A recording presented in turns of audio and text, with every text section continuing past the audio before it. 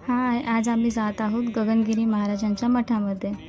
स्वामी गगनगिरी महाराज हे एक भारतीय हिंदू संत आणि नाथ संप्रदायाचे गुरु होते.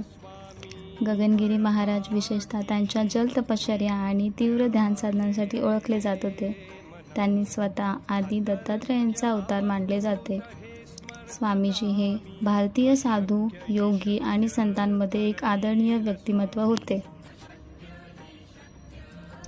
श्री गगनगिरी महाराजांचा जन्म महाराष्ट्रातील सातारा जिल्ह्यातील पाटण येथील मांडुरे गावात श्रीपाद पाटणकर म्हणून झाला.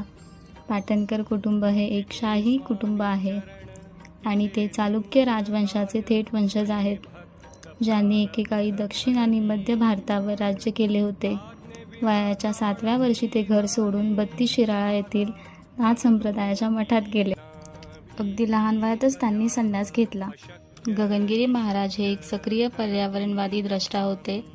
त्यांनी पर्यावरणाचे संवर्धन आणि संरक्षण याबद्दल प्रचार केला आणि जागरूकता पसरवली. यांच्या शिकवणींमध्ये निसर्गाशी सुसंवादी संबंधात राहणे आणि त्याचे जतन करणे यावर भर देण्यात आला. ते अनेक वृक्षारोपण मोहिमांमध्ये सक्रिय होते आणि जैवविविधतेच्या संवर्धनाला प्रोत्साहन देत होते.